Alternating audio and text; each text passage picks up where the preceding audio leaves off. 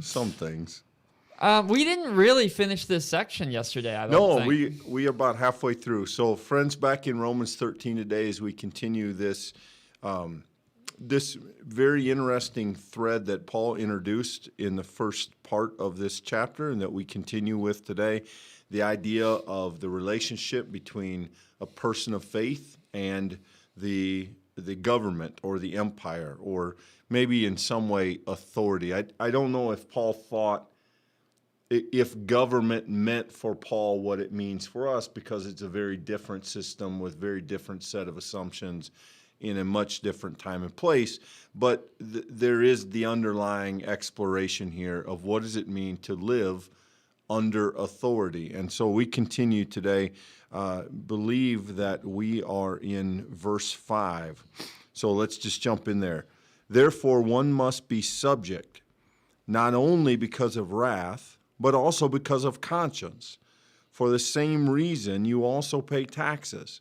For the authorities are God's servants, busy with this very thing. Pay to all what is due them. Taxes to whom taxes are due, revenue to whom revenue is due, respect to whom respect is due, honor to whom honor is due.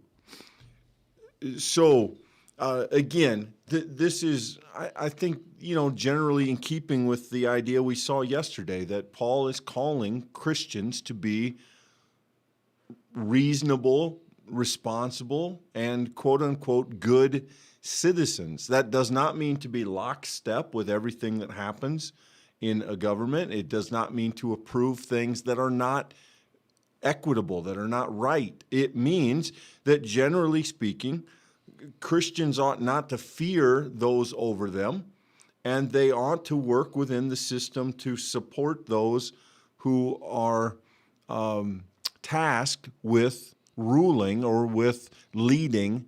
We may be more comfortable in our system with a word like leading than ruling, but I think the point remains that Paul is calling us to be productive and supportive members of the communities and larger allegiances that we have.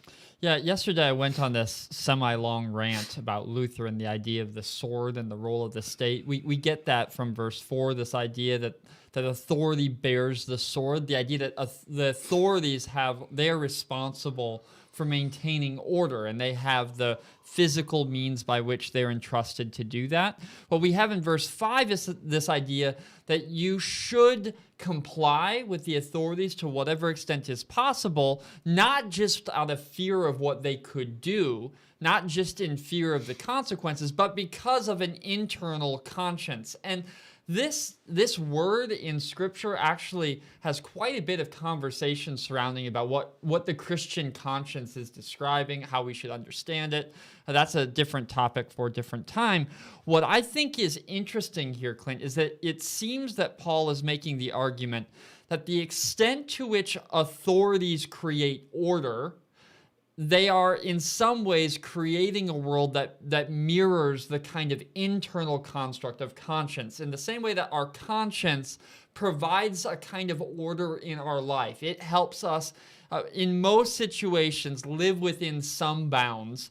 Paul makes the argument that to whatever extent the authorities do the same, that the authorities keep some level of order, that they are performing their duty and their role. And it is therefore the Christian obligation to try to live as one who lives rightly within the order that gets created. And if I was going to sort of make a case externally from Romans for that, I point to Corinthians, when Paul makes this argument that worship should be ordered, that God is glorified when Christians do things in a way that includes the most amount of people as possible, and the only way you can do that is by establishing order. I think Paul, in both of those circumstances, one about worship in a sanctuary, the other about the state ruling within a country, I think there's arguments to be made that order is generally a good thing because it enables the free worship. It enables the practice of conscience, these things that Paul lifts up that Christians are called to do. Yeah, bear with me for a minute. I think that Paul, we see Paul as an Israelite, as a Jew,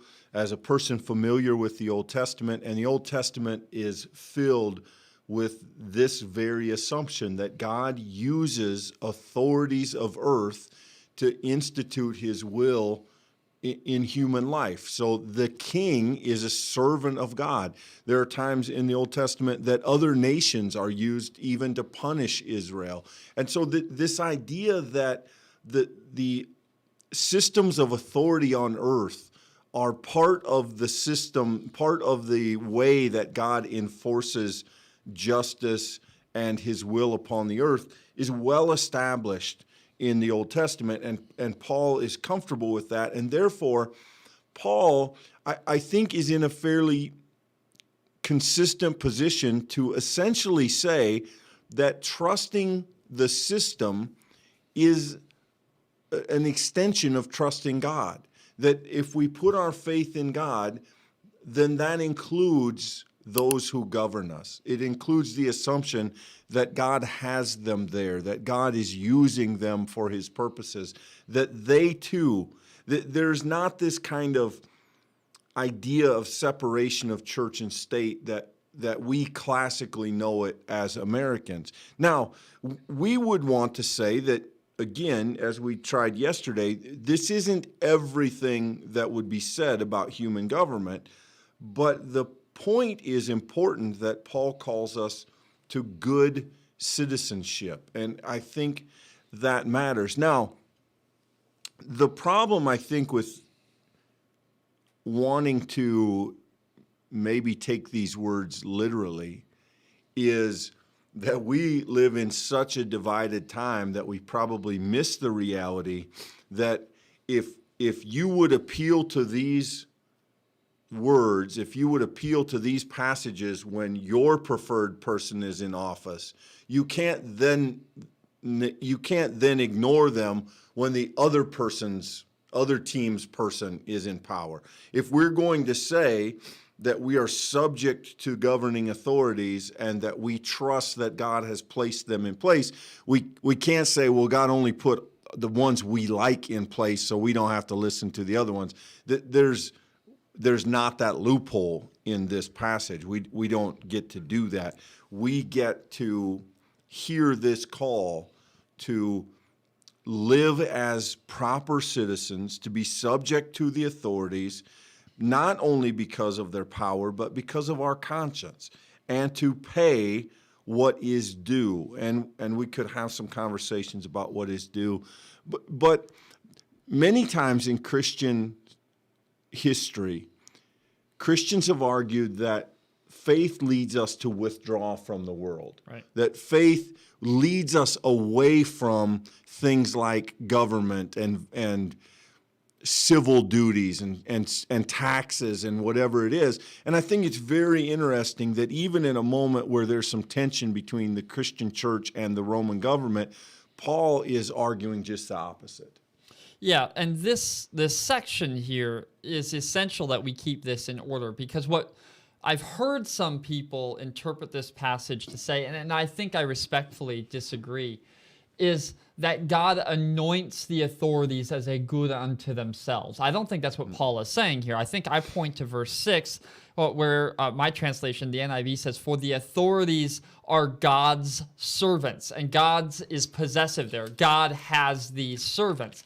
That is an essential ordering. In other words, that they are only authorities to the extent to which they are subject to the God who made them. That God's providence and God's sovereignty is ultimately the only thing of prime importance. And then subsequently, earthly authorities, to whatever extent they maintain order in the creation, they're doing good work. I would be very, very suspicious of turning to these passages to proclaim any leader, and I'm not really even thinking American at this point, I'm just thinking historically, the leaders who have done things under crosses, the leaders who have made proclamations based upon Christian theology that we now look back on and that we're ashamed of as Christians, that they lie in our past.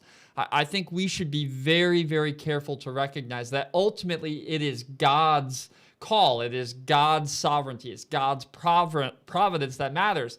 And we should become very suspicious when anyone calls upon that reign, that creative ability of God, and then they claim to be able to use it to their own ends against others. I think we should be very suspicious of that historically, and I think we should try to distance ourselves from it in contemporary talk, because ultimately we're just a pinprick in time, right? And yet it is God's sovereign providential will which extends into eternity. So let's keep this in order. The authorities are important, yes, but they're not of ultimate importance. That is God, who is the one who possesses all of us. Yeah, and we should not assume, again, I don't want to overstate this, but we should not assume that if we know these passages in Romans 13, we understand everything the New Testament says about the relationship between people and government, because John the Baptist criticizes Herod, calls him to account. Jesus says some things about Pilate. The book of Revelation is steeped in the idea that there have been bad rulers and that they are being punished, that they are actually working for Satan in exercising their earthly power in destructive ways, and that they will be held accountable for that. So we need to understand that this is a part of a bigger conversation. Having said that, this is a very interesting part. This is a clear call, and one of very few calls in the New Testament where Paul urges us to live peaceably, to be productive, and to engage with our civil life, our civil duties. And I think there is, if we understand it correctly, a real challenge and a real encouragement for that, for Christians in that, especially those of us who are blessed to live in a place where we get, at least at some level, direct input into some of our governance and some of the issues of our day. The idea that we get a say, we get a vote, we get some small influence in the way that our society moves is something. You know, when I hear Christians, I have friends who don't vote, who just say, I'm a person of faith. That doesn't have anything to do with me. I don't do it. And I think that would be very difficult. I think it would be very difficult to make a case that that's what Paul has in mind, especially.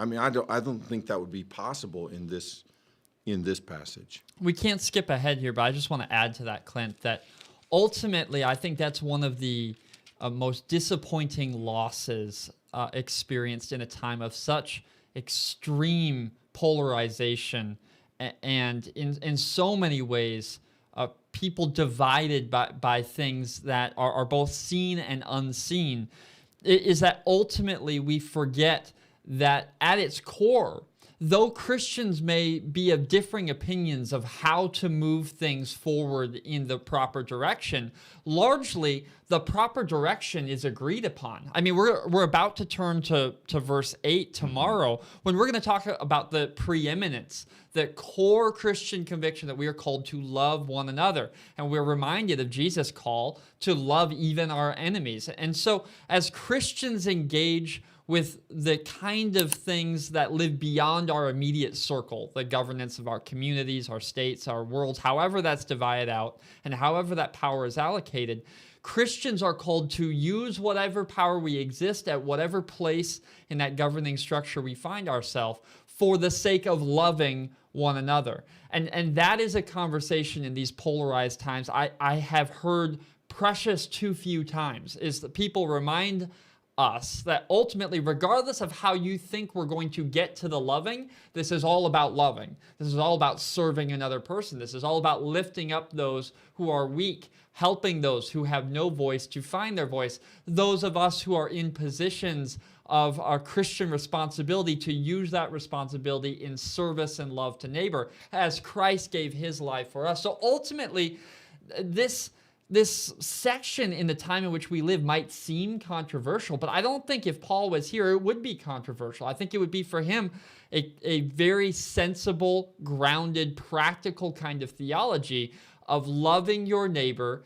in the ways and with the means that you have accessible to you. And as long as Christians keep loving your neighbor, as that's an extension of the love that we receive and give to God the Creator, as long as that is in right relationship, Clint, I think we'll be heading down the road in the direction that we should, regardless of the tributaries and paths we feel we should take to get there. Yeah, and I think it likely that we'll have to come back and circle back around to verse 7 tomorrow in order to talk about verse 8. But let me just end with this. This idea that Paul gives us, I think, is an important one and a challenging one. Pay what is due. And so he starts with taxes, our civil duties, but then our internal duties, respect and honor. And so this is a challenging word to Christians when there are governmental officials that we don't care for or that we don't agree with, when we have derisive names, when we refuse to call somebody by their title, or when we use some kind of insult to refer to that. There is a challenge here in how we even talk about our leaders, particularly those that we may not care for, those that we may not have a great deal of even respect for. There is something in the idea of being a productive and valuable member of a society that calls Christians to think about those things and how they conduct themselves within that bigger picture. And I think, clearly this is a challenging word in our day and time. Yeah, and society, especially our present Western society, hasn't invested a lot of time or energy into why we should respect one another or why we should give honor to those whom honor is due. That conversation that you're speaking to, Clint, can only uniquely happen from a Christian vantage, because it's framed within this idea that God created the world, and that to whatever extent the authorities create order, that order is part of God's ordering. And so if we are those who find ourselves within a structure of orderliness in the world, we shouldn't take it for granted. We should see that God has gifted that orderliness to us. And to whatever extent our authorities are able to encourage and to keep that order, and by order, I guess I don't want to be misunderstood. I'm not speaking to law and order in some of the conversations we've had this year in particular. I'm talking about this bigger idea that keeping peace, in keeping relationships, in keeping a society together and strong, that this is a place where Christians can grow and thrive. And I think that's why Paul calls the church to further that to whatever extent that we can. Yeah, this is a very tangential relationship, but I will say this makes me think of the fact that Christians have this opportunity to engage in the broader society. And for Presbyterians, I think this is pretty old hat. We do this, we believe this. This has long been a part of our heritage. After Hurricane Katrina, when several of us and multiple times went to Mississippi, that first trip was just a matter of months after most of the damage. And as we worked on houses, we made our way back to the Home Depot multiple times a day. And each and every time, I remember being struck that when we went to the parking lot, there was the First Presbyterian Spirit Lake, Iowa van, and there was a Episcopal Church of Colorado van, and Massachusetts, the Baptist Church from somewhere in Massachusetts. And I remember being very aware and very proud that among the first wave of people who showed up saying, how can we help? There were people who were motivated by faith. There were people motivated by their own commitment to Jesus, to jump in vans, to go take a week of vacation, to do whatever that looked like, right, and say, how can we engage in this broader society that we live in for the people in need? And the same is true, and again, the wonderful opportunity we have as Americans is the same is true politically. We get to participate in the process, which is sometimes maddening and frustrating, but ask somebody who doesn't, and you will be reminded what a tremendous gift it is. Well, friends, thanks for being with us today. Hopefully there's been something in this that encourages and maybe even challenges you. And if you have not been challenged today, I do believe any and all of us will be challenged by the call to love our neighbors tomorrow. So be sure to join us then. But until then, be blessed. Happy birthday, Becky. Happy birthday. Thank you for joining us for this daily Bible study. If this is your first time, welcome! We are so glad that you have joined us for this time of intentional study of God's Word. You will find in the description of this video a link to our website. We would love to get to know who you are. We'd love to reach out and greet you personally. But be sure, whether or not this is your first time, to like this video. If you're on Facebook, share it so that other people might be able to find it too. If you're on YouTube, consider subscribing. You'll receive more content like this every day at 2 o'clock Central Standard Time. On top of that, every Wednesday at 9 o'clock, we release a Pastor Talk podcast, which goes through different series, but all of them about faith and life and discipleship of Jesus Christ. Friends, regardless of how many times you've been with us, we hope that this day has been meaningful for you as you seek to follow Jesus Christ. So until next time, be blessed. We look forward to seeing you soon.